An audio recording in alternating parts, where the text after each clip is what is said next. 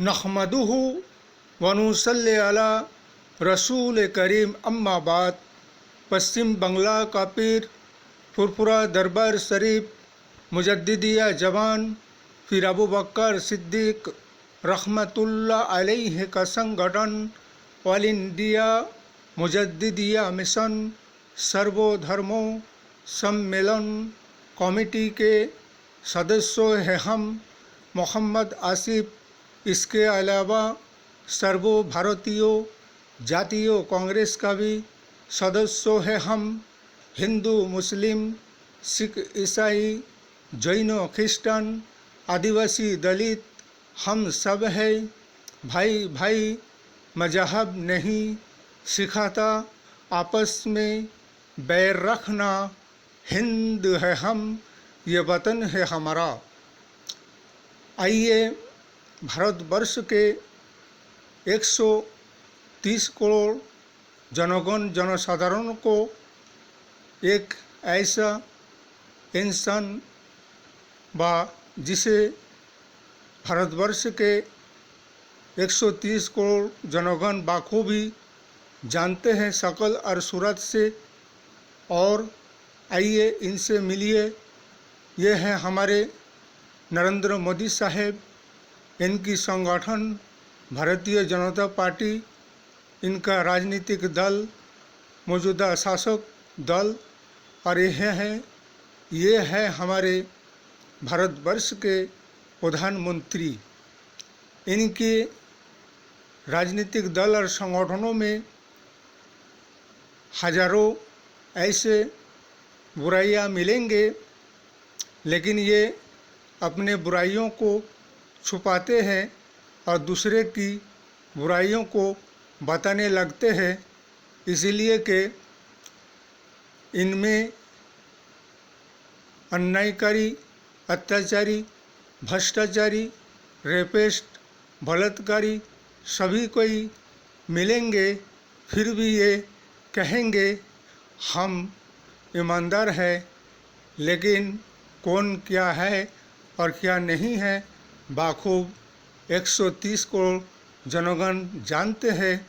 2014 से लेकर अब तक के जितने भी दिन समय टाइम लोगों को देखने को मिला है, और भारतीय जनता पार्टी मौजूदा शासक दल से, जैसे कि अभी मणिपुर की बात है, बीते 4 महीने से वहाँ के जनगण की जो हाल और परिस्थिति और स्थिति और हालात है, जो कि वहाँ का शासक है भारतीय जनता पार्टी, लेकिन उन जनगणों की क्या कमियां हैं, क्या ज़रूरतें हैं, वह क्या चाहते, उनकी क्या मांग है, वो सारी चीज़ों को नहीं देखा जाता है। ना ही भारतीय जनता पार्टी से उनकी जान माल इज्जत व आबरू मान इज्जत का कोई रक्षा ना हिफाजत हो पा रहा है, बल्कि बीते 2 महीने, पिछले के 2 महीने की बात है, वहाँ के 2 महिलाओं के साथ ऐसा दुष्कर्म किया जाता है। रेपिस्ट बलात्कारियों को नहीं सस्ती न सज़ा दिया जाता है, बल्कि उनके साथ ऐसा व्यवहार करते हैं महिलाओं के साथ, जैसे कि उन्हें निर्वस्त्र करके, उन्हें पूरे बाज़ार में नंगा करके घुमाते हैं, उसके साथ रेप कर।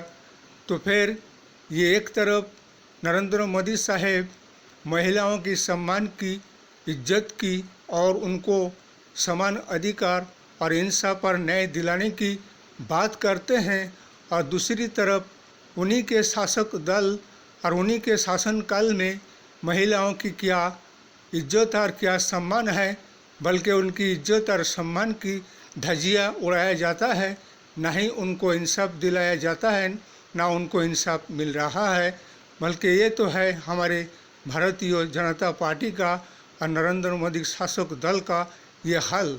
और सदन में जब चर्चा में आते हैं तो अपने बुराइयों को छुपाते हैं और दूसरे के बुराइयों को बताने लगते हैं। इसीलिए मणिपुर की जनगण की क्या ज़रूरत है, वो क्या चाहते हैं, किसे शांति बहाल होगा मणिपुर में, वो नरेंद्र मोदी साहब का उसके लिए कोई ऐसा आइन कानून योजना नहीं बनाया जाता है और ना ही उनको इंसाफ और न्याय मिल रहा है।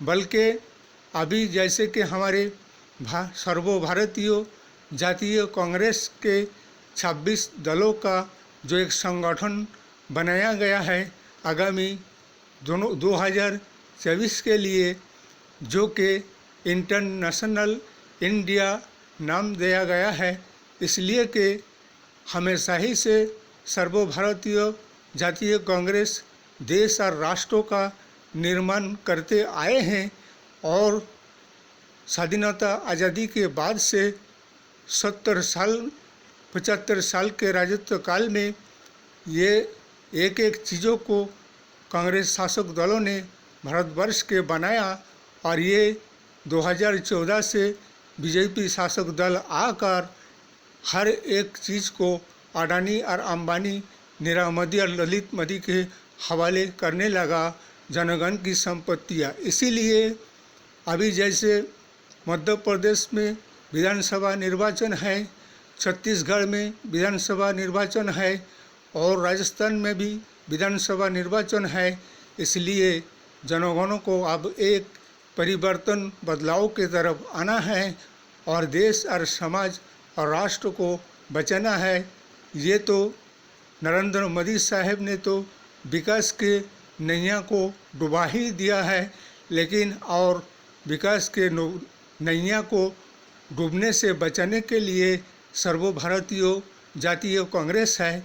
इसीलिए हमारे इंटरनेशनल इंडिया जो संगठन अभी बनाया गया है 2024 के इलेक्शन और निर्वाचन के लिए, सबका यही एक पहचान है कि सभी कोई ताल से ताल मिलाकर आपस में मिलजुल कर 2024 के तैयारी में लगे रहने चाहिए। और हम मोहम्मद आसिफ सर्वभारतीय जातीय कांग्रेस को जैसे समर्थन देते जा रहे हैं और समर्थन देंगे जब तक कि भारतवर्ष में और 2024 में सर्वभारतीय जातीय कांग्रेस का सेंट्रल में सरकार ना बन जाता हो। इसलिए जनगण को भी एक परिवर्तन बदलाव की तरफ आना है। और अब तक क्या मिला है? बेरोजगारी, महंगाई, गरीबी के सिवा और कुछ नहीं, बल्कि ये अडानी अंबानी को अमीर बनाया गया है और भारतवर्ष के जनगण को लूटा जा रहा है। इसलिए इस वीडियो को ज़्यादा से ज़्यादा लाइक दीजिएगा, शेयर कीजिएगा, सब्सक्राइब कीजिएगा। जय हिंद, जय भारत। मोहम्मद आसिफ।